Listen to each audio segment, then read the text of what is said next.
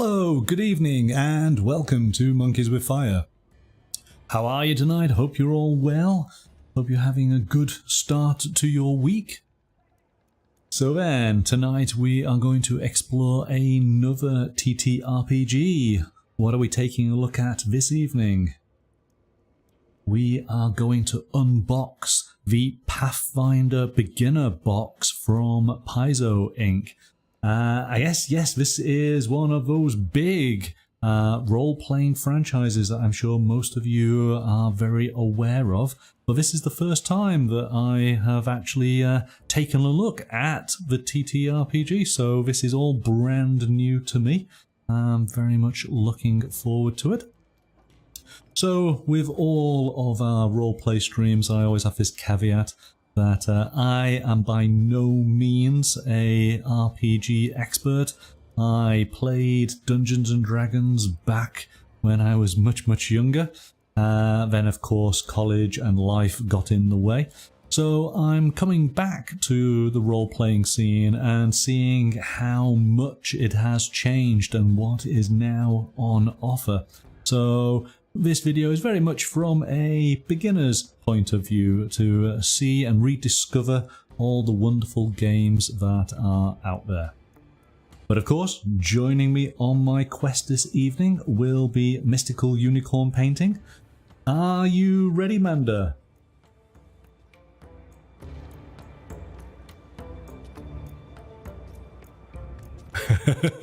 With confidence, she says, sure. Alright, let's bring you on in then. Good evening. Confidence? What is this confidence you'd say? Well, I've got to big you up a little bit. Come on. Oh, no. No. Oh, dear. Alright. You're supposed to be leading me on this one. Oh, gosh.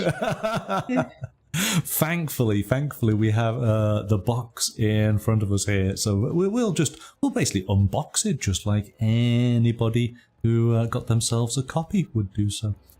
Yeah, we'll be fine. Roga, good That's evening. fine. Thanks for It's joining not us. fires burning everywhere. Yes. Roga saying, if Mystical is in charge, we are all in trouble. Well, yeah, Yep. I think he's got you on that one. Yeah, for sure. He does. He absolutely does. All right, let's go to the table. Let's check out this box. So here we go. I've tried to get it so that I didn't have the light shining on it. So there we are. Right. I'm going to say straight away before we sort of dig in, this is probably one of the heaviest starter packs beginner boxes that I've encountered. And as you can tell, I've already opened it, so I have a bit of an idea of what's inside, and my goodness, this is a really good beginner box. There's, right off the bat, there's a lot in here. So that is a good start, you know. They definitely present themselves well from this initial sort of introduction. And I guess, you know, we've got some wonderful artwork here on the front, which I guess encapsulates a typical fantasy scene. We have 4 adventurers who've basically pissed off a dragon. You know, what's more fantasy about that, yeah? But we'll discover the characters as we dig on in. Do you have a copy of the box with you? We were talking about it before, and I never found out whether you did or not. I have a virtual copy. A virtual copy. Okay, that's I close do. enough. Oh, okay. Right. Well, I only have the physical version here. Good evening, Amberden. Welcome. Thank you for joining us. We are literally just opening up the Pathfinder Beginner Box. So, well, what do we have as soon as we open the lid? We have a bag of standees. Certainly the stands for figures that we will no doubt discover. This is the second edition, Amberden. We've got a bag of dice here. We have a D4, a D6, a D8, D10, D12, D20. So all of your usual suspects. And then we have an initial little card here. Read this first. So what is Pathfinder? Pathfinder is a cooperative tabletop role-playing game of fantasy adventure. Grab some friends to play the heroes in an adventuring party. Go on a quest, explore mysterious environments, battle dangerous monsters, find treasure, and tell a story together. And I guess that pretty much sums up fantasy role-playing, doesn't it? Yeah. Quite simply, that's basically it. It gets more complicated than that, but in essence, that's what it is. But I like this. It says, so if you are on your own, Pathfinder is designed for group play, but this box includes a solo adventure that you can play on your own. Open the Heroes Handbook to page 2 to play the Pirate King's Plunder, which will teach you the basics of the game. So that's Where's good. Sarah? We need her. She's chopping a pirate for us. She definitely likes the pirates at the moment, doesn't she? But that's great, because typically, role-playing is for a group, isn't it?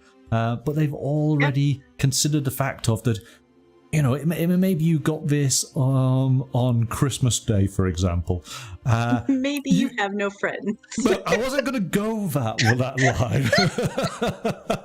I was going to say that Christmas Day, all of your friends are doing Christmas Day with their families and not necessarily ready to join you at the table. I wasn't going to go down the you've got no friends option. Whoops, my bad. Definitely. It's burning already, it's burning. but this would mean that on Christmas Day, you could actually go and play a game. Once you've had something to eat, you could play, you could learn the rules a little bit, and then when all of your friends come round because Christmas celebrations are over, you're in a good position to share the game with them. Which means you are now you are the GM. You are the GM, yes, absolutely. Well, you I think if you got this, you probably would be, wouldn't you? Not necessarily, because so we do have a physical box of this coming, because I actually, speaking of Christmas, for last Christmas I got the Humble Bundle for my husband, and it included this with a bonus of this physical box. So we just haven't gotten the box yet. Oh, I see, I see. We got it for him because he was playing the adventure that is in this. He was doing this as a campaign to get into Pathfinder 2e with another group. And he was the player, though. But they were like, hey, if you can get your hands on this box, it would be really great. So. I see. Okay. Right, okay, well let's carry on. So here we go. So when your friends do come round, so if you have a group, every group needs a games master to read and run the adventure. Pick one player to be the game master. The rest of the players will play fantasy heroes.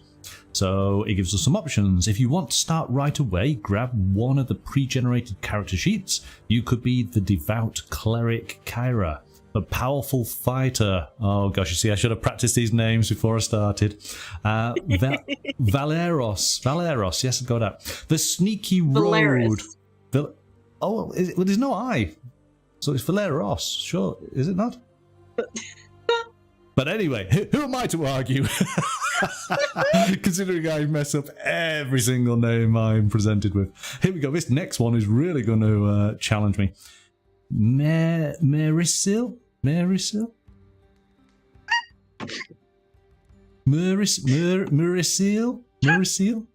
Come on, don't laugh, just help. Oh gosh. How are you saying it? Marisol. Marisol. You see, I was fine with all the pirate names last week. I could do pirate names. I can't fantasy names. I have no idea. Or the intelligent wizard Ezran. Let's go with Ezran. Ezran? No, Ezra. You were right the first time. Ezra. Ezran. Yeah, okay. Yay! There you go. 3 out of 4 is not bad for me. wait until I describe where the location is, then we're in real trouble. So take the character folio for that character and the cardboard pawn that matches them. But if you want to make your own character, take a blank character sheet and turn to page 12 in the Heroes Handbook. The book will guide you through filling out the character sheet to make your unique hero. When you're done, choose a pawn to match your character.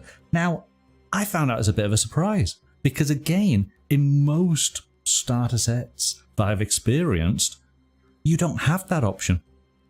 But typically, it's the pre-gen characters you are using. So the fact that you are able to create your own within this box, that's a bit of a bonus. And then finally, if you want to be the Games Master, take the Games Master guide. The Games Master or GM gets to know all the secrets and play all the monsters in the game. So you turn to page 2 in the Games Master guide to read up on the first adventure that the heroes will face, Menace under Otari. You did it! Hey!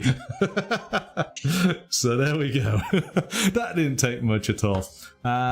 And it does, on the back here, it shows all the content that is within the box. And you'll appreciate as we bring it all out, there's a lot. Yeah. Okay. So, let's, we'll go to the other camera on this, because I can show you here. We got these really handy player reference cards. And again, this is not something that I've seen with other boxes. So these are nicely laminated with a sort of hard, sort of semi-hard. You know, it's not card, it's not paper, somewhere in between. You know, but they're quite resistant. Cardstock. Cardstock. That's the word I was looking for. Thank you. But it is laminated so that it's going to survive, and we have basically all of the sort of important, we got conditions, and we got your checks and what you do on your turn. So that's very, very handy. 4 of those. All right. So what's interesting about this though is if you see those symbols, oh yeah, you, unlike D&D, you have 3 actions to do in your turn. And it's not divided up by movement, bonus action. It is just, you have 3 actions. You can use some of that action to move, or you could attack 3 times. Oh, okay. And then the symbols, the reason they're there is because your spells and attacks will have those symbols attached to it.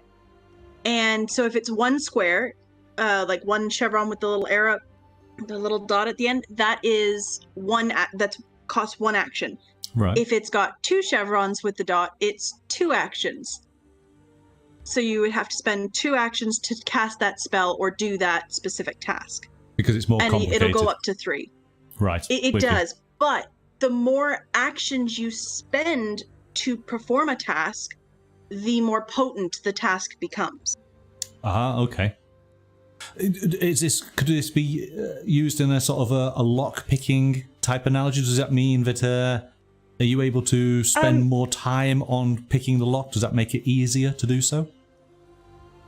Usually stuff like that is like, it may give you a higher chance at picking the lock. It doesn't necessarily make it all that easier, but like so for healing, if you use it as a 1 action heal, that means you have to touch the person. If you use it as a 2 action heal, it's now a range heal, so you can be away from them. If you use it as a 3 action heal, it is an area effect, and it adds 8 points of healing to it. Oh, okay. Yeah. Amberden's just asking, can actions be reserved for the next turn? I'd assume not, but what do you... I don't believe so. At least not that I've ever encountered, that like you kind of, if you're it doesn't have a hold action like or a prepare action like D&D does. No. Yeah. So it's saying here, start your turn, you regain your 3 actions and 1 reaction. So yes, I think it's a clean slate. If you don't use up all your actions, then they just go. And of course, when it comes back round to your turn, you have your 3 actions again and the 1 reaction. And I'm assuming then we probably have to have tokens. Well, we'll see this as we go through, but you can place down these tokens onto this card so you know exactly how many actions you've used. Yeah. Yes. All right. Let's continue in the box. So put these to one side. Now then, what we have here are the pre-generated character sheets, if I can carefully take them out. There we go. And I'm going to put all inside one another. We're going to go through these as they were. So what do we have? We've got to do his names again. No. Let's just talk about the character class. Let's just do that. So we got the fighter. But again, I like how this is presented. First of all, we've got this wonderful art. That is something that I've certainly recognized with Pathfinder and with PAIZO titles. The artwork is fantastic throughout. Yes. It's so much detail. And full of character, which is very convenient given what we're looking at. But again, I like this because it is dealing with, it's a beginner's box. You know, play a fighter if you want to, and in just really, really basic language, you're going to be fighting on the front lines. You're going to be using the best weapons and armor, and you're going to react quickly to enemy actions. That's everything you need to know. I want to be the fighter.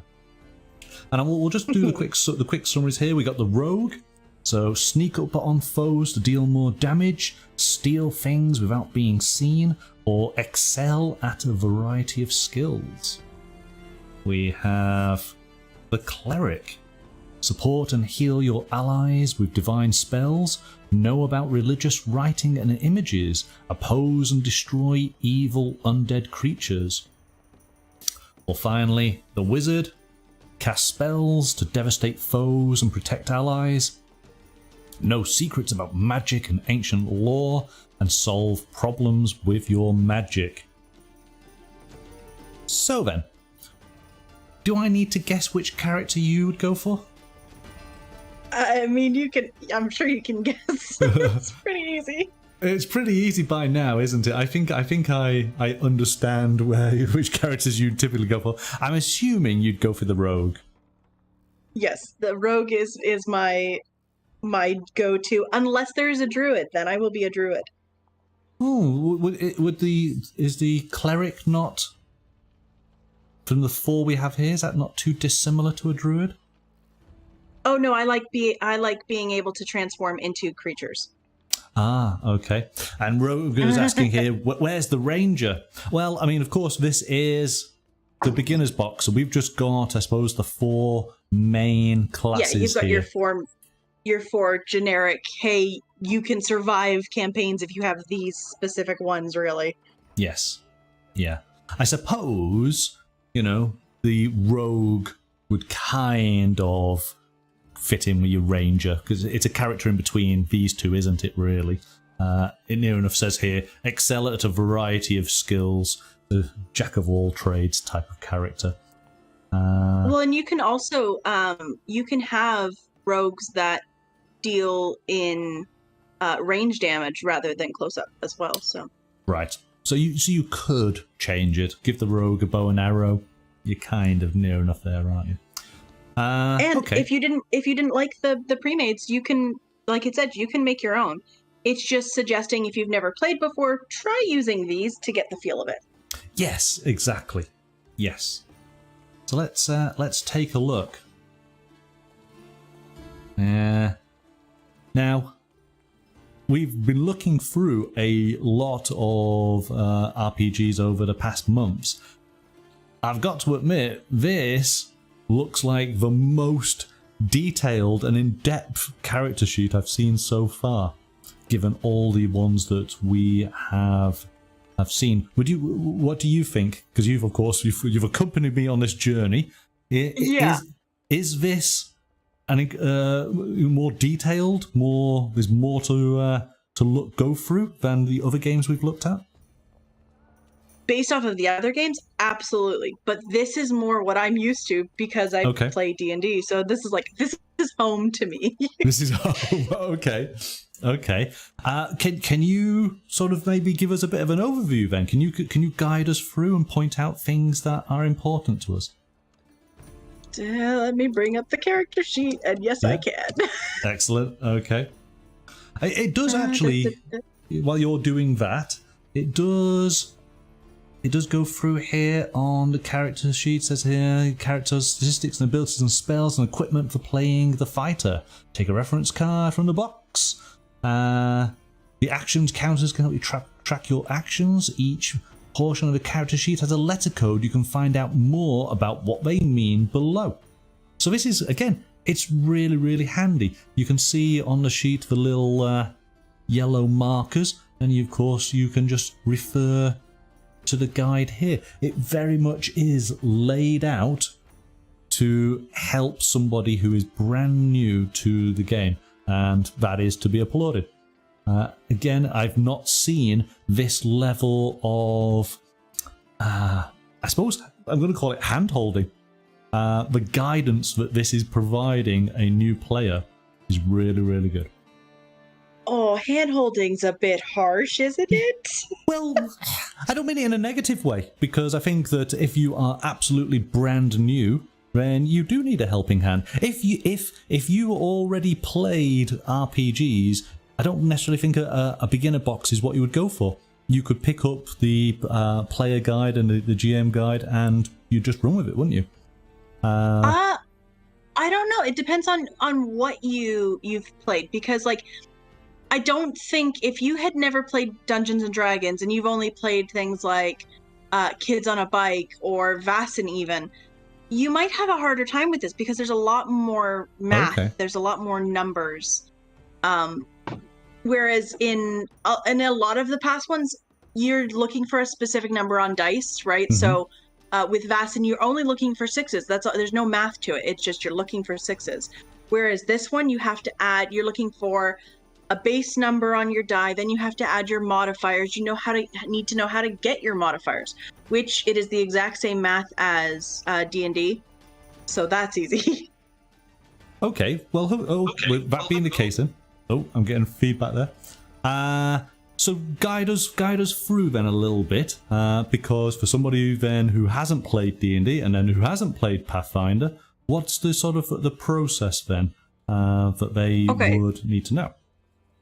So your DM's going to tell you to roll your stats, which you typically will take 4d6s, you roll them, and you drop the lowest die. So you take 3 numbers of your thing.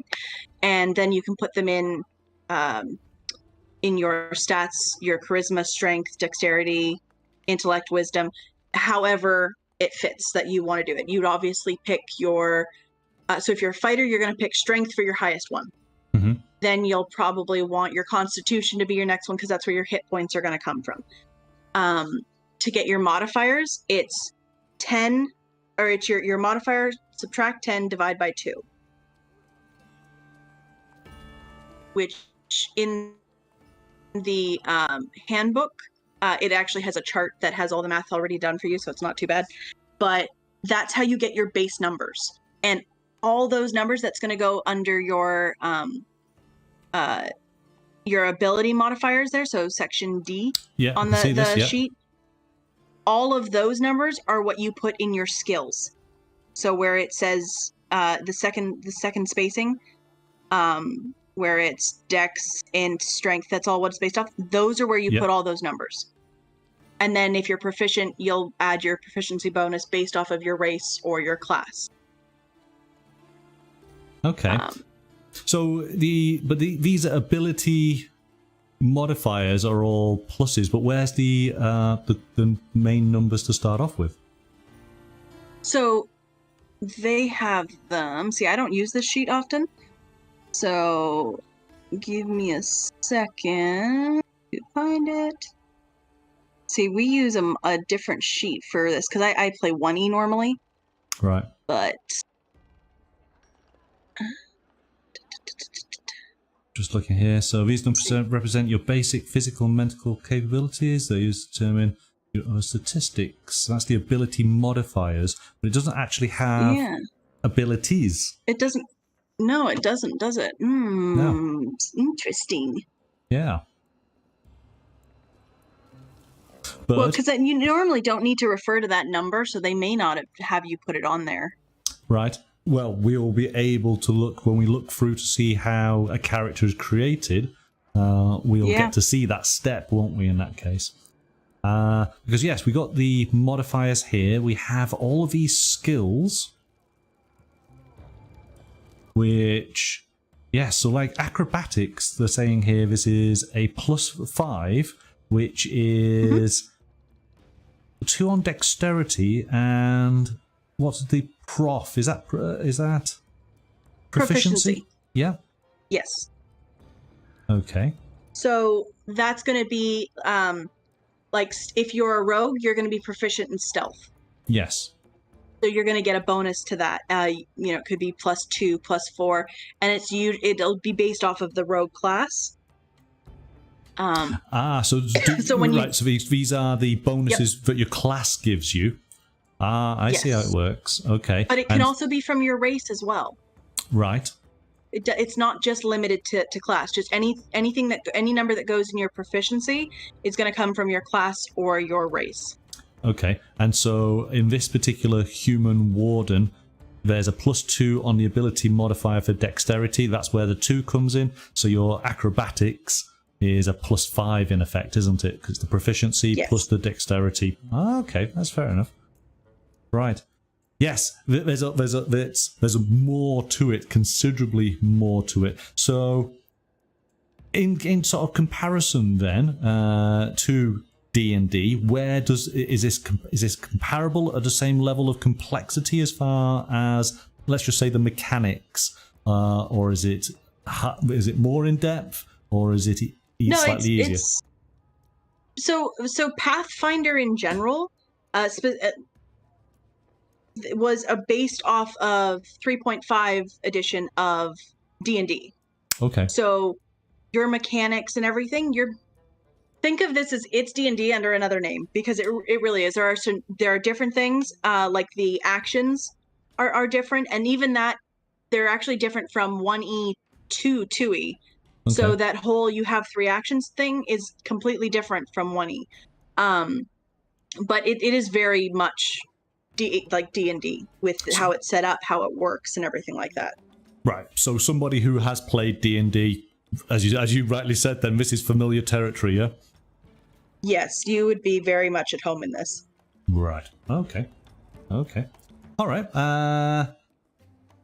We'll come back to this then when we go through the player's guide, because I think if we have the opportunity to look at how a character is created, but I think we've already kind of got it there, haven't we? But this is great, that the fact of it's already filled out for a player, and there's a little bit of backstory on this particular character, which is very, very handy. We then have the rogue, so I think from what you're saying then, I should expect stealth to be better. Oh my goodness, yeah, +7. Yeah. Okay, this lady is good at stealthing. So she's an elf, a whisper elf, and with a background as being a criminal. So acrobatics are good, +7. She's good at medicine, +5. Stealth is +7. Survival is +5. Thievery, the skill of thievery, is +7. Okay, that's interesting. And here we go. She's got weapon proficiencies in longbow, in the rapier, short bow, and short sword. She has a rapier, she has a short sword, and a dagger. So I think we were talking about rangers. Given her weapon proficiencies there, you potentially could have made it into a ranger type of character. Yep, absolutely. That's why they have their proficiency in the bows. Yeah. Okay. Now, this one's going to be a bit different than the cleric. Hello, Sarah. Hello, Sarah. Good evening. Welcome. Thanks for joining us. So Kyra, who's a human warden. She's an acolyte. Now, we can see that she's got a scimitar as far as her weapons, but I'm not seeing anything. Ah, spellcasting. It's up here. So we do have something extra for spellcasting, which is her wisdom and her proficiency. Okay. And yes, oh, actually, there's lots of information here of different spells. And she's got a shield. Okay, so let's actually look at the wizard then, to sort of use that as a comparison. So in this type of lineup, the cleric would be probably more outfitted for like healing versus offense. Yes. Yes. Yes. Your wizard will be your damage dealer. Is your support magic, isn't it? I guess. Slightly at the back of the party, casting regeneration spells to keep everybody going. And as you say, the wizard is doing fireballs or ice attacks, I guess. Yes. Okay. Nice, interesting. Again, from my perspective, where the games that we've looked at, this is so much more. This is a lot. Yes, given that we've had what sometimes it might be like 4 core abilities, and then that rolls out into 12 sort of skills, which are quite simple by comparison. And as you say, it's only a case of looking for a 6 on your dice to know that that's a success. Yes, this does seem more in depth. Whereas, like with here for a success, your DM will have a set number. Like, okay, this lockpick is going to be a challenge rate of 20. So you have to make sure you beat a 20. Well, you don't know that to begin with. Whereas in some of our games, we know what the challenge rating is going to be. So you know when you roll the dice whether or not you've succeeded or not. But in this type of game, just like in D&D, that information's all hidden from you. So you may get an answer from your DM.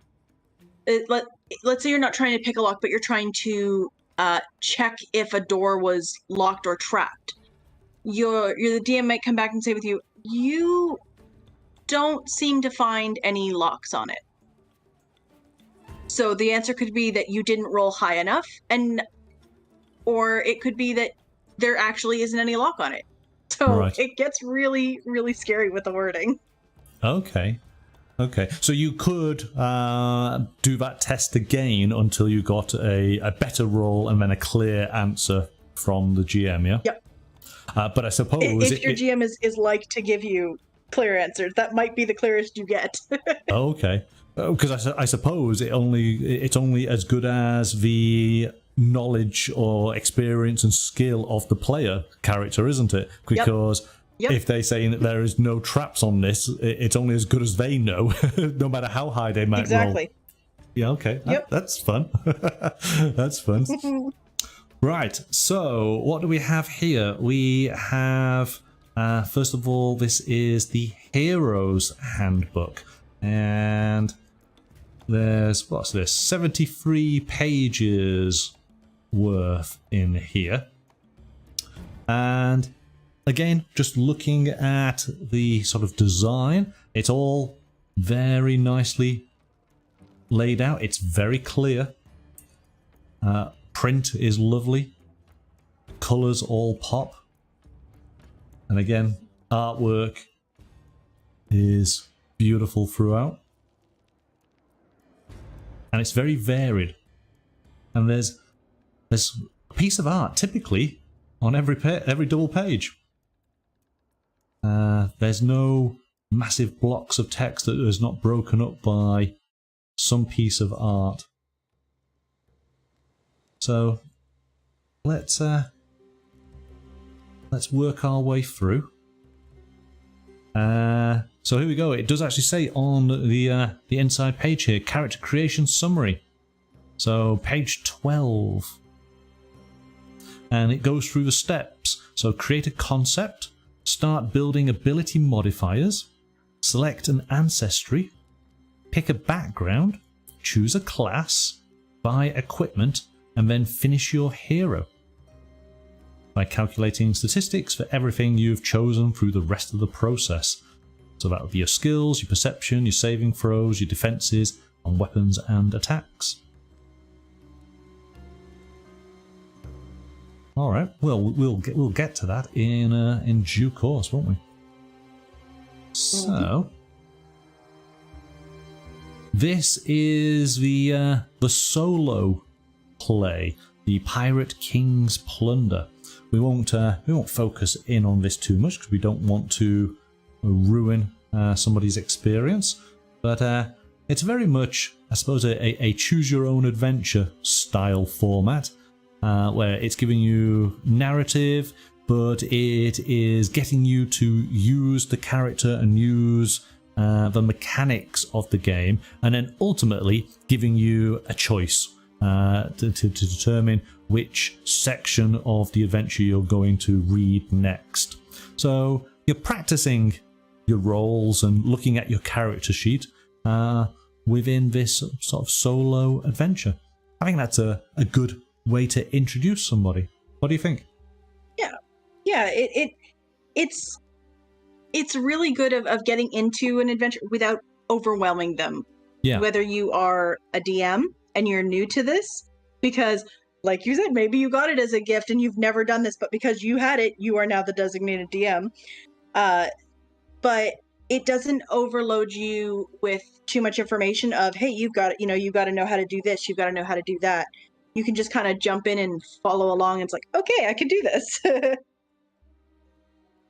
So, following the adventure, there's this example of play, and it says here, in the solo adventure, you saw the sorts of dangers, decisions, and challenges you might face in a Pathfinder game. But Pathfinder is a group activity. What does it look like in play? This example can give you a clearer picture of collaborative storytelling in action. And this is your typical, I think every RPG has this little element, doesn't it? Where it goes through and it gives every player, imaginary player around the table, doing their little bit. The GM's setting the scene. They face some kind of adversary and the players spring into action with saying what their characters are going to do. And there's some examples of some dice rolls. So this is a nice progression. You've done the solo. It's now showing you how the play will be with your group. We then have a section on getting started. It talks about the dice that, of course, you've got within the box. Talks about actions. This is what you spoke about. So you've got your 1 action, 2 action, 3 action, and reaction. Just down at the bottom here with the iconography of the chevrons. So again, saying activities take longer than a single action. Activities that use 2 use the 2 action symbol. Goes through basic concepts, armor class and attack. Just I guess the kind of the words you see very common in role-playing games. Just give you a description so you understand what they mean. And I think it's nice that, especially with that card you have at the beginning, that in this beginner box you get to know what those symbols mean, because I guarantee you're going to look through and go, what does this mean again? What is this? Right. So here we go. Page 12, creating your hero. And I think this is a very clever depiction. We have a pencil sketch of a character. We have the character blocked out in flat colour. And then we have the fully realised character with all the shading and all the detail. And that's a pictographic version of what we're doing right now, yeah? Starting with a basic concept and working our way through until we have a fully realised character. So it goes through the 7 steps of creating a character. And so create a concept. What sort of hero do you want to play? Is it a brave warrior or the child of elven wanderers, but raised in a city dominated by humans and devoted to the goddess of the sun? So you need to write out a few details about their past and think about why they're adventuring. And then start building ability modifiers. You need to start building your hero's ability modifiers. Your hero's ability modifiers each start at a +0. So I think that they don't actually have then a core number. It's instantly a modifier, isn't it? So as you start your ancestry, background and class, you'll increase them. We get ancestry, we then pick a background, choose a class, buy equipment, and then finish your hero. So here we go. Let's take a look. So ancestries, dwarf, elf and human. These are the ones that are included here, but I do believe that there are more, aren't they, for Pathfinder? Yeah, there are. They added some more. So we have dwarves. So you get +1 to both your constitution and wisdom. This is good because yes, we got the ability boost, we got the hit points, speed. So it's giving us all the information we need to know due to our ancestry. Giving some examples of names, which I'm not going to attempt. Oh, you don't want to try? You don't want to try those names? Because if it doesn't say something like Gimli, I'm in trouble. we got Bodil. I can do Bodil and Dolgrin. Oh my goodness, we got Rogar. that's close enough. Rogar, you must be related to a dwarf. We got Rogar. And Kotri. We then have the elf, who and I like how it gives a little bit of a description as well as to why there's the ability boosts. So elves are both nimble and clever, add +1 to both your dexterity and intelligence. And yeah, you see, steadily these names are going to get harder. Seldlon. Tessara? Varial? Lanlis? We have 3 different types. Oh, different types. We have a cavern elf. Born underground. I suppose those are kind of like dark elves, I'd imagine. Well, that's why I'm picturing it. A whisper elf, and then the woodland elf. So woodland elf would be, I suppose, the typical kind. Yes. I ruined all the names. I know. Thank you, chat.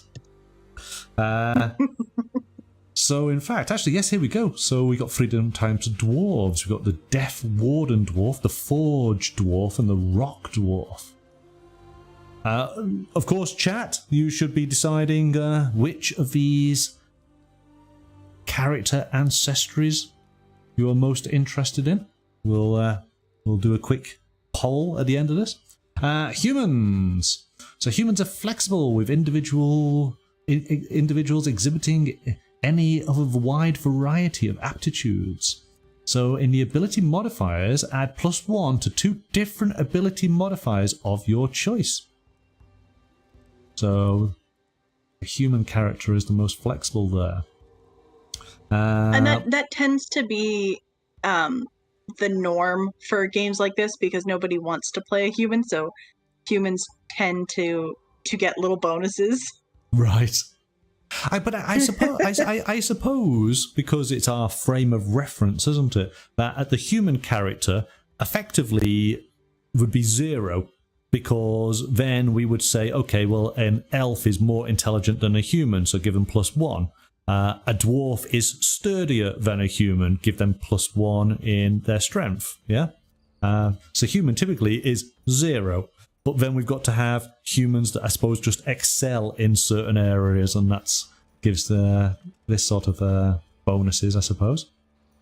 Well, and when you look at it, humans are the baby race compared to these. Yes. Yeah, that's true. They don't live as long. They haven't been around as long.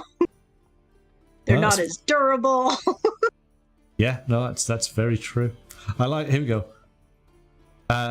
Names. There are no examples of human names for me to butcher. Fred. Fred the fighter. You see, I'm going to get one right tonight. Okay. So chat. What are you going for? Are you going to be a human, an elf, or a dwarf? Which, Elf. Elf? Are you going to be an elf? So an elf rogue? I'm always. You're always an elf? Yeah. I would have to be dwarf. Yeah, Roger, I'm with you on that one. Gonna have to be a dwarf. I'm either, so I have two go-tos. I am either elven or I'm a halfling. Sarah's saying she'd probably go with human. Okay. Boo. Right. Well, here we go. So here's the next level. So our background. Now there's a variety of different backgrounds.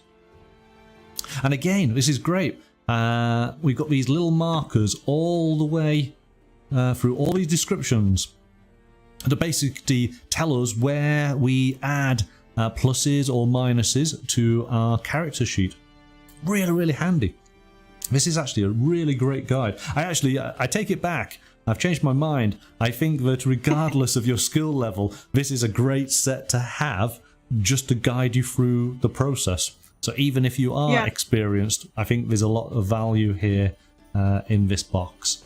It's my very goodness. nicely laid out. What have we got? Acolyte, criminal, deckhand, farmhand, gambler, scholar, warrior. Okay.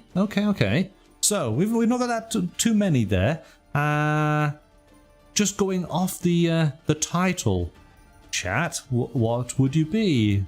Mystical, what are you going to be? Are you going to be an acolyte, a criminal, a deckhand, a farmhand, a gambler, a scholar, or a warrior? Well, I mean, we may as well just go typical, and I'll go criminal for my thief. Oh gosh. I could turn her into a swashbuckler and make her a deckhand. Yeah. See, I was seeing that now. That's actually quite interesting because, yes, you essentially have a nautical background, and I don't know. Again, in my sort of limited experience, I always see that that's something not in the core set. It's an expansion somewhere further down the line. So interesting that it's here right at the start. I'm going to go with a dwarf, and that being the case, I suppose there are dwarves that farm, but I think I'm going to have to be a warrior, aren't I? I suppose does farmhand would that actually be a minor as well? Could you looking at here? Is specifically talking about crops. I was trying to sort of equate it to dwarven lifestyle. So maybe. I mean, you'd still, even dwarven lifestyle being like where you are, you'd still have to have people who produce food in that. So I think that's more what it's going for. But I mean, if I was a GM, I'd absolutely let it, for a dwarf specifically, absolutely would I say, yeah, you can be a miner and be called a farmhand, because you're someone who's working. Like that's it's a working class. That's what I see it as, right? Yes, like laboring. Yes, and that's how I was seeing if that worked. And even though it is written as tending crops and your farm, for a dwarf, yes, there will be farmers. Of course, they need food. But yes, a miner going for gold, you could probably work it the same. Especially if you are,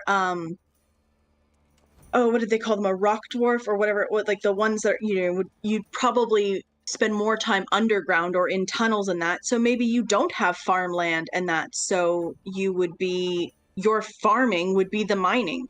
Yes. It would be, going and doing that. So yeah, absolutely. I would allow that.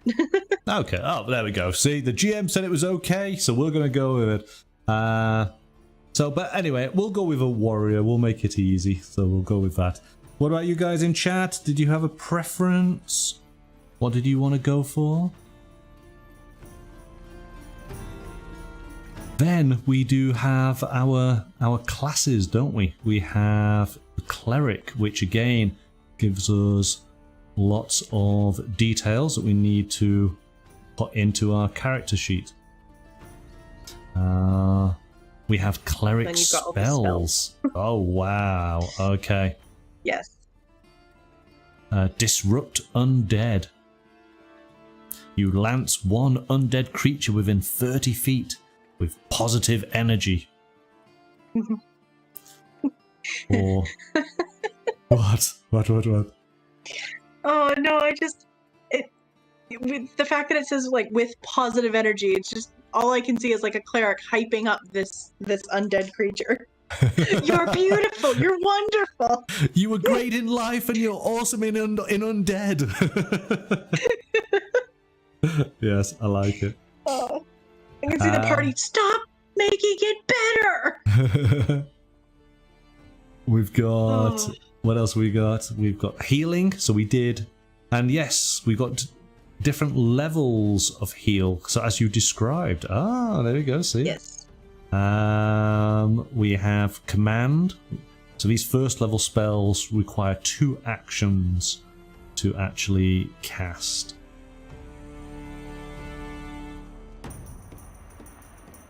Then we have second level and third level. How many levels are there for a Pathfinder character? I'm not. Well, this is based off of spell level, and I don't normally play spellcasters, but it's based off of the level you become. So just because you're like a level 2 does not mean you have level 2 spells. You may not get level 2 spells till you hit level 4. Oh, okay, I see. Yeah. Okay. Okay. Well, there's plenty of spells here. Yes. And it also depends on how far up the beginner box takes you. If it only takes you, if they do go by, hey, if you're level 2, here's your level 2 spells. If you're level 3, here's those. But this box may only take you up to level 3. There's other adventures, right? That'll take you up to level 20 in that, and you'll get more spells and stuff in the books. But typically with spellcasters, your physical level does not always equal your spell level. Right, I see. Okay, so after the cleric, we've got the fighter. I love how he takes his tankard with him, so no matter where he goes, he can always have a cold beverage. You see, this is a man who is prepared. Again, similar setup. Gives us all of our bonuses, and then we have our class features for second and third level. Aggressive block, intimidating strike. We then go on to the rogue, much the same. See, she's got her rapier out. She's going to be a swashbuckler there. Oh yeah, for sure. Yeah, yes. Yeah. Of course, she's triggered the trap and is falling though. Yeah, right, yes, in In the next one, yes. Yeah. Oh, great. Yeah. Yeah, you're hoping that this rope is just taut enough to stop before the spikes, or it's yeah, it's gonna be over. I'm assuming this is going to be a dwarven thief because they'll keep things within what they've introduced us to. But I'm aware that halflings are part of Pathfinder, so we can have the sort of the typical thief in the party, can't we? Yes. So Amadon's asking, do spells get easier to cast as you increase in level, i.e. does a spell cast with more experience get reduced from 2 actions to 1 action? I don't believe so. It's because how they work it is you can, with some of them, you can spend multiple actions to cast that and you do more damage. Whereas unlike D&D where it does get better as you level up, this is your spell. So here we go. Some of them might, but not all of them. So each morning you study your spell book to decide what spells you want to cast that day. This is called preparing your spells. Every day you can prepare 2 first level spells and 5 cantrips from the list on pages, well, the next pages. So when you prepare a spell, check the prep box next to that spell on your character sheet. You can cast a spell by spending the actions shown in the spell's heading. Whenever you cast a first level spell, erase the check mark in the prep box on your character sheet. You can't cast that spell again that day unless you have another copy prepared. Cantrips are special spells that don't go away when you cast them. You can cast a cantrip as many times as you like so long as you have it prepared. Some of the spells require you to roll a spell attack roll, while others require enemies to roll a saving throw against your spell DC. A spell's description tells you what happens based on those rolls. There we go. Keith is saying, as you level up, the spells will get harder to resist. So it doesn't let you go from 2 actions down to 1 action to cast, but it does make it harder for your enemies to negate your spells that you're casting. Yeah. And as the wizard, I mean, looking at these quickly, there's only a couple 1 action spells, most are 2 action. But again, I guess that's the thing, isn't it? That these are more devastating, more powerful spells, even the cantrips, which are the quick fire spells, are all 2 action, apart from 1. And that's a difference between this and like D&D, if that's what you're used to, whereas your cantrips are not a lot of like heavy hitters. They're just kind of your smokescreen type things. So coming into a game like this from D&D, you'd be like, whoa, what, why is this half my actions right here? So we then get our equipment. Starting equipment for clerics and fighters, rogues and wizards.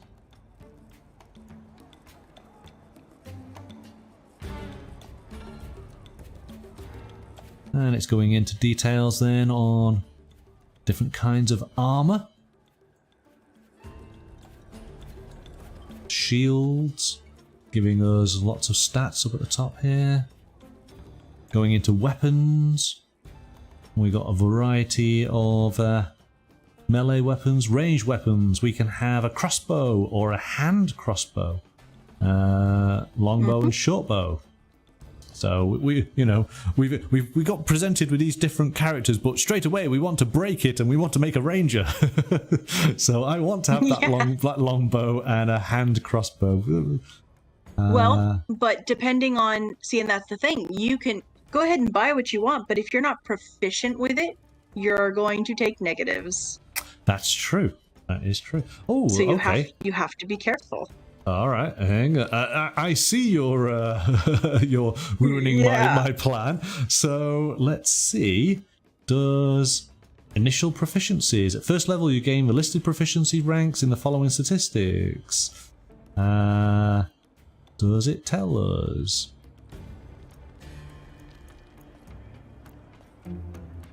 How can we increase? We want to be able to do some. So we get proficiency bonuses in skills, perception, but where's archery?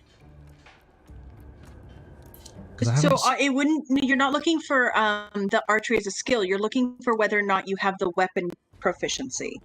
Okay. So do you have a proficiency in longbow, in shortbow? That's when you remember when you read them off, where the rogue has the proficiency in the short sword. Yeah, that's where it would be. So that must be a 7, because actually, if we look here with some of these spells, it's actually giving us little highlights of arcane and manipulate. So I think these are proficiencies, aren't they? So let's see. Maybe for spells, it would be it's a type. Okay. So it's an arcane spell versus illusion, or the manipulation would be you're using the magic to manipulate something, whether it's a mind or whether it's physical matter. So it's a different type of spell because some creatures will have resistances to specific magic. I see. We've got adventuring gear, an adventurer's pack. Here we go. You guys in the chat. So make sure you have these essential items when you go adventuring. You need to have a backpack, a bedroll, 10 pieces of chalk, flint and steel, 50 feet of rope, 2 weeks worth of rations, a bar of soap, 5 torches and a water skin. If you do not have these in your adventurer's pack, you're in trouble. Oh no, I only have 4 pieces of chalk. Ah! No, that's it. You're in trouble. You're going to get lost. Okay, so you can buy your equipment, and then you finish off your hero. So basically, a lot of the decisions we've made previously, we will get pluses and minuses, and we have to update the sheet accordingly. Aha! So here we go. We have our skills. So when you use a skill, usually by performing one of its actions, you might attempt a skill check. Roll a d20 and add the statistic for that skill. So rules for checks are on page 60, so we're getting there soon. So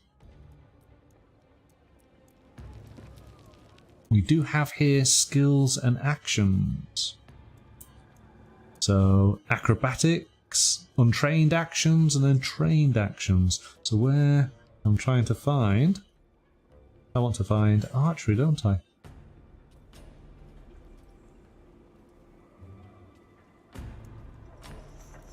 So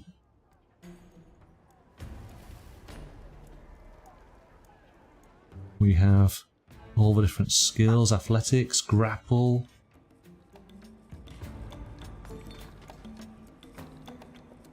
shove, deception. I don't think archery is going to be, I mean, it very well could be, but I don't believe it's going to be a skill because it's not, anybody can pick up a bow and shoot. It's whether or not you have the proficiency in the actual weapon, not the skill itself. Right. So it would actually be the bow, or the name of the bow we're looking for then. So it would be under what you took. So if you are a fighter, it'll tell you what weapons you are proficient with. Right. Okay. Yes, Keith, that's yeah. Yeah. Rogue has got it there. So then we get to page 60 here, playing the game. So basically it is going through what roles, the process of doing a roll on any given test, because really that's what it all sort of boils down to, doesn't it? You can spend a great deal of time talking and about the adventure and what your character's going to do. It's whenever you actually have a skill check, that's where the mechanics all sort of kick in. Yeah. And that can typically just be quite a small section, isn't it? Of, okay, understanding how you're going to use your unique character's abilities and skills. in that particular situation. What do you need to roll? So we have the basic actions here. Goes through attacks and damage. And now, with this, again, a lot of the games that we've looked at so far haven't really had, I'm just going to describe it as sort of tactical combat. It's always been that there's an idea of range as far as you are in immediate close range, or you're at short range, medium or long. But with this, we've actually got maps with a grid system on it, so you know exactly. This is where you could use miniatures to know exactly where you are in comparison to other characters and adversaries. So this will be an interesting. And you'll have all your weapons will have like a max range that they can reach. So your longbow, I think, is like 160 feet or something like that. Right.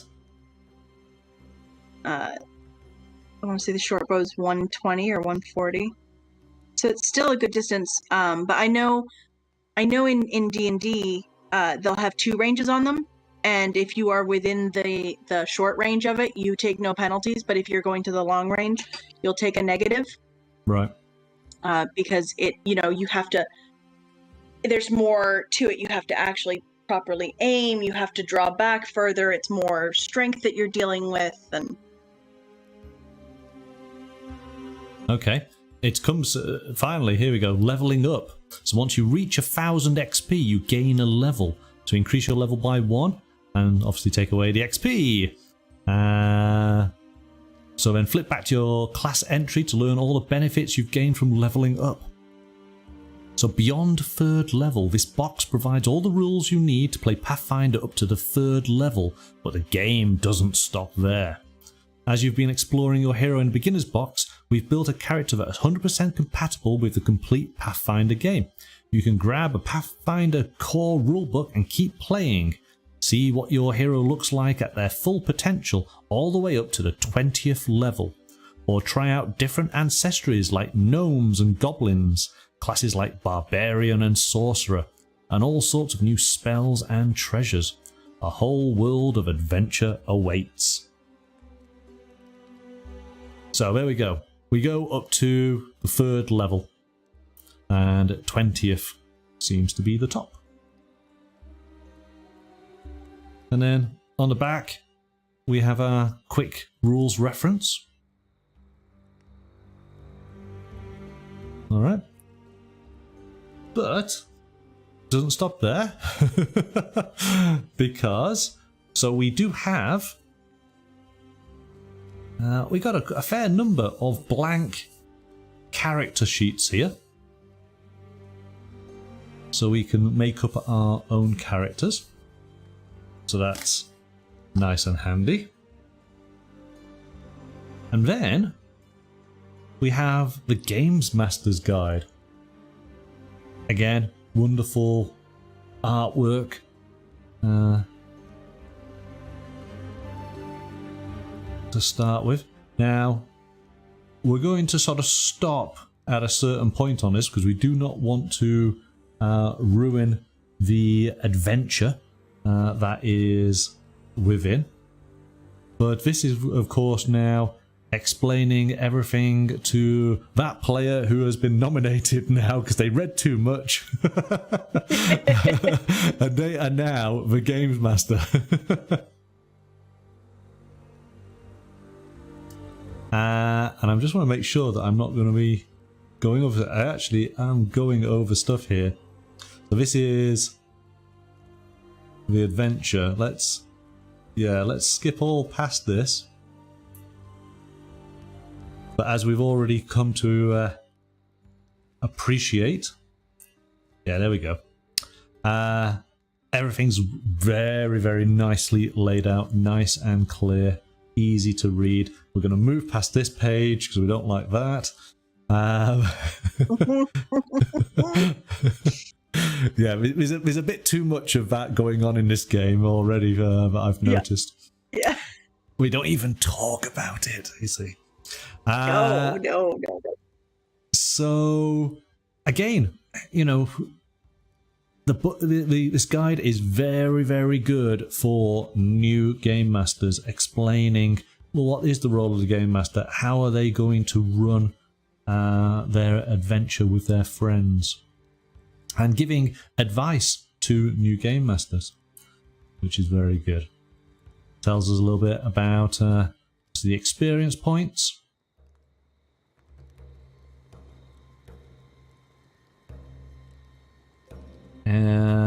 Difficulty classes.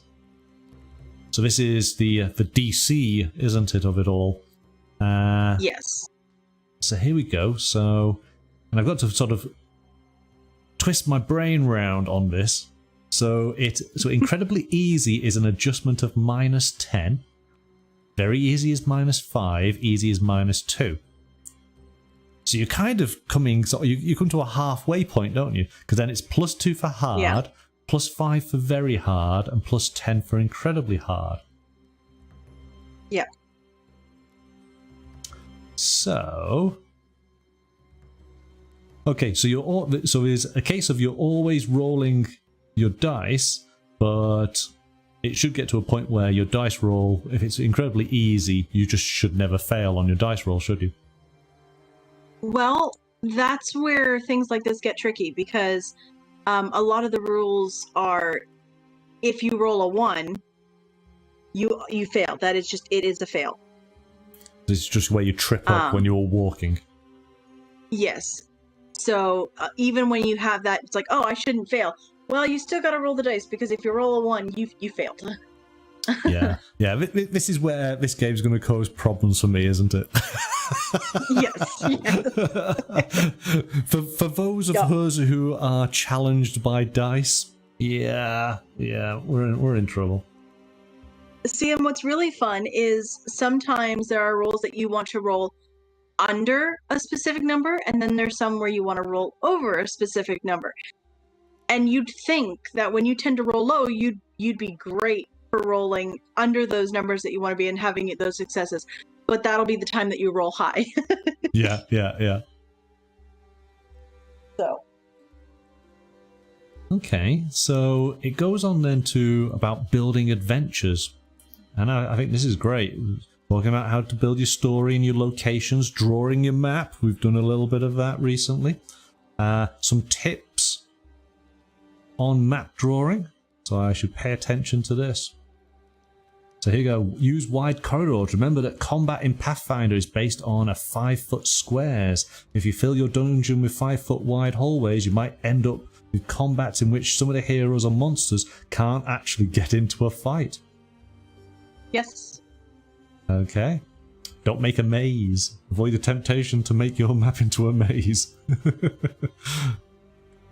Yes. Unless you're doing like a labyrinth, that is your adventure, then yes, absolutely make a maze. Yes. Well, this is what I've been enjoying doing my little maps, is trying to, when you create something, does it make sense?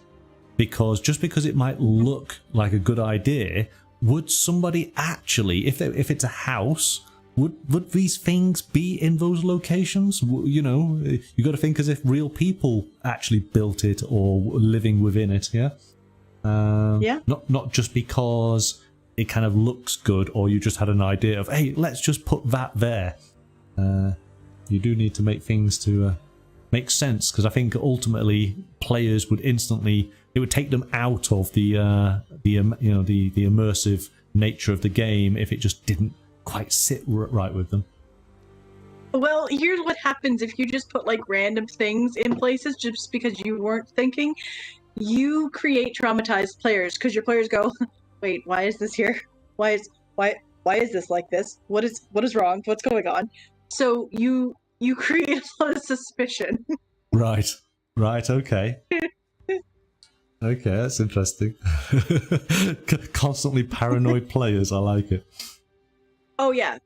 There's if you ever, I mean, you've watched back, I'm sure, some of the streams from Blue Box. There has been episodes where the party has spent 30 minutes trying to figure out how to get across the bridge because they're paranoid. This is good. Here we go. So we've got our environments. Again, aquatic. I like that they feature water. As I say, in some of the games that we've experienced, it seems that's always something separate. It's part of an expansion. But we have everything here, all sort of biomes. We're going to Arctic, desert, forest, mountains, plains and swamps, underground and urban, climate, fog and precipitation, thunderstorms. Oh, here she is. She's falling again. Hazards, detecting a hazard, triggering a hazard. Hidden pits, and spear launchers and scythe blades. And then we have magic items, armor and weapons, potions. Can't knock a good potion. Different scrolls. We have the goggles of night.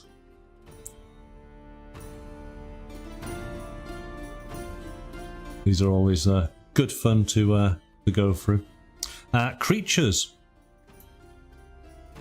Lots and lots of different creatures. So we have animated armor, a basilisk, a boar, a bugbear marauder, giant centipede. Oh gosh. The doppelganger. Yeah, he's just a bit messed up. A drow warrior. A drow. Is that kind of, it looks a little bit elven, looks dark elf? Yeah, that's what they are, yeah, dark elves. Yeah, dark elves. A drow priestess. And a drow sneak, I guess that's their sort of rogue type of character. An elemental brine shark. Nice. With drow, people were questioning whether it was pronounced drow or dro. Oh, okay. And the creator did say, oh, it's pronounced how you would pronounce B-O-W, so bow or bow. Yeah. And okay. It was like, oh, okay. So dro. Well, I've always said drow, but I do know people who say dro instead, and I'm like, okay, whichever way you want to say it. Yeah. On this channel, we don't mind. We can go with either version, you know. Got ghosts and ghouls, gargoyles. Here we go, goblins. Now, you see, I am familiar with the depiction of Pathfinder goblins because they almost seem quite happy. They're cute. They're so cute goblins, yeah. And I'm not kind of used to them. They don't actually seem evil. But then I found out, of course, you can play as a goblin. So they seem to be more mischievous. You can play as a kobold as well. Right. Which is coming up. You'll see them. They're cute too. A kobold. Oh, okay. Oh, I don't know. They're adorable. They're little lizard folk. Oh, is that what they are? Yes. They're little lizard folk. Oh, okay. Yeah. No, I'm partial to the goblins, I must admit. I'll go with the goblins. They're so cute. Oh, a mimic. Oh, there we go. Yes. We got ogres. We got orcs. Yeah, good old orcs. We got an owlbear. Got to have an owlbear, surely. Yeah. Gotta love the owlbears. Yep. Yeah. So, skeleton guards, vipers. Oh, yeah, we're moving past. Trolls. running. Wolves. Zombies. Okay, so we got a huge number of creatures here, which is great. We then get to Otari, which is the town where the adventurer is, and I think actually we have kind of the adventure itself. You know, typically you find the adventures at the back of the book, but it was right at the front, wasn't it? So this gives us the map with points of interest, gives us a little bit of info. We're just going to skip right past all of that. That's it. Again, with a reference check at the back. So then, I think finally... And there's your little kobold there too. Yeah, he's cute. No! Oh, you mean on the back? Oh yes, yeah, of course, on the back. yes. So they're like little lizardy, salamandery type of creatures, aren't they? Okay. Yeah, I was looking. They're very cute. No, I see. I'm looking at the goblin here, and as much as they've got all those really sharp teeth, he's just laughing his head off. He's just having a whale of a time. He's just loving it. See, Pathfinder goblins just redefine goblins for me. It's very funny. I can imagine he's got a very sort of high pitched sort of laugh. Oh no! See, I have to call them gerblins. I just all goblins are now gerblins to me. Gerblins. There was a podcast that does D&D, and they titled their first episode "Here Be Gerblins." Okay, fair enough. So, we were talking about maps before. This is just awesome. We like a good map on the channel. This is going to obviously reflect so much, but oh, what the heck, let's do it. How's that? There you go. Look at that for a map. So again, this is really tough cardstock. It is laminated, as you can see by the gloss. I'll try and do it to the light. There you go. That's not too bad, is it? You can pretty much see most of it here. It's really nice artwork. And of course, this is absolutely perfect if you have some miniatures to paint up to be your adventuring party. Then you have this beautiful map to explore. I imagine, given that it's glossy laminated nature, it probably is dry wipe, isn't it? Because I think Paizo do a range of different maps that you can buy for their different adventures, and they do say they are dry eraser wipe. Yeah, so, and what's nice about this adventure is every kind of room is kind of tailored towards their pregens, so that every class gets to shine, and you can try them out for their abilities and explore that before being like, yeah, this is the one I like to play, you know. So here we go. We got a bit more of a subterranean area here. Rogue is saying you need to draw one like that, Monkey, with your new skill. I'm not quite sure I'm up to this point yet. I do have something to share, but I'm having to do some little bits with it for it first. So there will be something. So watch this space. But yes, looking at this, it gave a huge amount of inspiration. I like this particular area here, with the barrels and the table, and then we got some water feature happening here. That's really nice. Where could that water be coming from? Yes, we do not want to ask those questions, do we? Hey? Okay, and then finally, I'm just going to be careful here, because you'll remember right at the start we had all of these standees, the bases. So we have all of the creatures that we just had a look through, here they all are as standee versions. And of course, here's the little tokens to use on your player cards. The double-sided prints. So, and of course, if we created a character that was unique to us, we have some options here: fighter, human female; rogue, human male; dwarf, female rogue; dwarf, male wizard, and female wizard. We have our named characters down at the bottom: cleric, dwarf, male, and female. So we have all the options. We have our brine shark, because no adventure is complete without a brine shark. Let's make that water feature a bit bigger. Maybe we'll find one. Yes. Oh gosh, we got wolves. Wolves are good. Giant spiders, less so.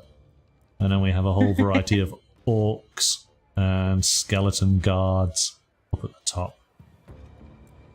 And that pretty much brings us to the end of the box. As I said right at the start, I think this is the most I have seen in any starter set that we've taken a look at.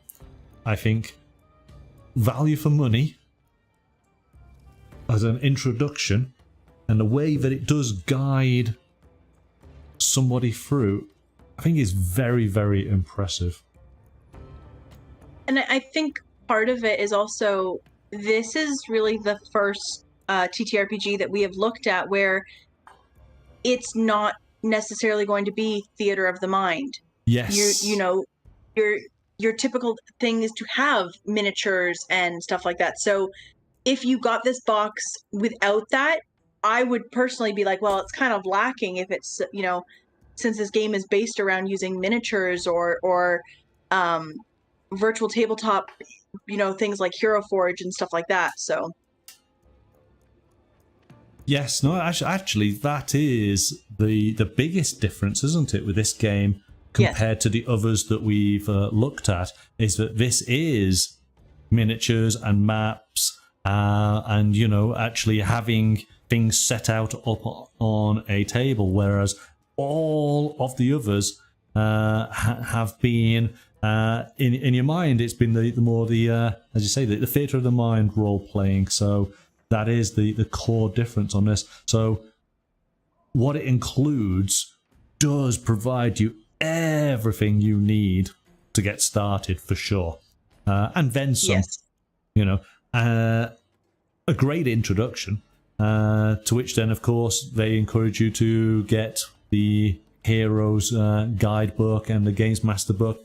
And then just looking through the PAIZO website, there is so much stuff. There's adventures, there's expansion books and modules, and my goodness, yes. And we haven't even touched upon the lore that they have built up for their gaming world, of which there is wealths and wealths of information. You can get lost in it, can't you? Oh yeah, absolutely. So yes, I think a different type of role-playing game from what we've experienced so far. And certainly one of, I mean, I suppose, is it fair to say it's one of the big two, if we're thinking of the... Absolutely. It is definitely it's very popular. It's for people who prefer the older style D&D, tend to gravitate towards either still playing the older editions of D&D or Pathfinder. Right. I see. Yeah. I mean, I first was introduced to Pathfinder via the tabletop card game, Pathfinder the Adventure card game. That was my first introduction, and they brought that onto the iPad, and I played on that a little bit. So this is the first time that I've actually seen it in its truest form. It's a more original form. But again, as I've mentioned throughout, I've been very aware of the artwork style, which has consistently been good all the way through. It's instantly recognizable. I find it is anyway. I know when I'm looking at something that's Pathfinder straight away. What did you guys in the chat think? Is this a type of game that you might play? As we say, it brings in the miniature aspect into role playing, and I believe a few of you can paint some miniatures up. Maybe one or two, yeah. One or two,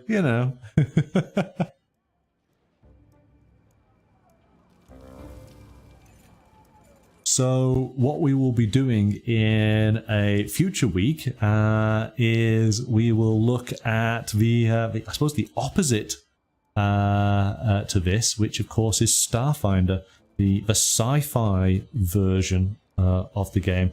We do have the beginner box for that to explore. I will see if that's on the shelf too. Okay, all right. Well, you know what? It might not be too dissimilar, might it? I think that Starfinder is one of the big ones my husband's into. So right. Okay. Well, that'll be in a few weeks' time, I think. We do have something else to look at. Specifically, I think it's next week, isn't it? Is it next week? I think it might be. Yes. I think so, yeah. Yes, something equally as exciting and different. So we will have something new. Right. Okay. Well, I think that pretty much wraps it up. Let's do that just there.